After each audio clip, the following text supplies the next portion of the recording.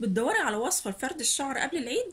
النهاردة هقولك ازاي توصلي شعرك من شعر جاف وخشن لشعر ناعم ومترطب وصحي وفيه لمعان بخطوات بسيطة ومكونات سهلة جدا. وكمان هنضيف مكون سحري هيحافظ على نعومة الشعر وترطيبه وهيديكي نتيجة حلوة جدا.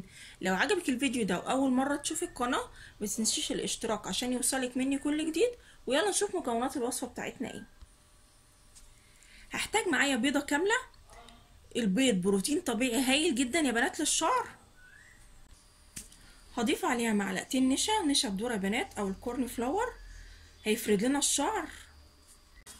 هقلب المكونين دول مع بعض كويس جدا قبل ما اضيف عليهم اي حاجة. وبعد ما قلبتهم كويس جدا هضيف عليهم معلقة كبيرة من البلسم. ما عندكيش بلسم ممكن تستخدمي حمام الكريم الموجود عندك. هقلبهم برضو كويس جدا مع بعض. هضيف عليهم معلقة من زيت الجرجير، ممكن اي نوع زيت موجود عندك، ممكن تضيفي زيت الزيتون، اي نوع موجود عندك ممكن تستخدميه في الوصفة دي.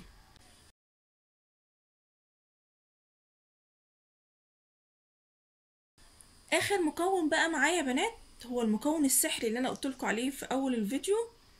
هستخدم معلقة من الجريسلين، الجريسلين الطبيعي يا بنات اللي بيتباع في الصيدليات.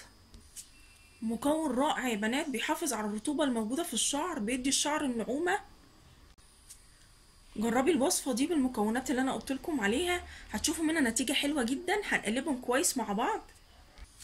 الكمية دي ممكن تضاعفيها على حسب طول شعرك او كثافته. لو شعرك طويل ممكن تضاعفي الكمية دي.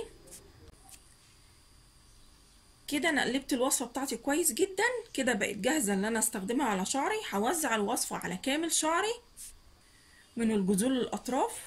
هسيب الوصفة على شعري لمدة ساعة وبعد كده هغسل شعري بالطريقة العادية اللي انا معتادة عليها، بالشامبو وحمام الكريم او البلسم الموجود عندي. واهم خطوة بقى يا بنات بعد ما عملت الوصفة دي عشان احافظ على الوصفة بتاعتي واحافظ على كمية الترطيب اللي انا اديتها لشعري، ان انا الف شعري طاقية او دوامة. جربي الوصفة دي هتعجبك جدا ان شاء الله بإذن الله، وهتشوفي منها نتيجة حلوة جدا.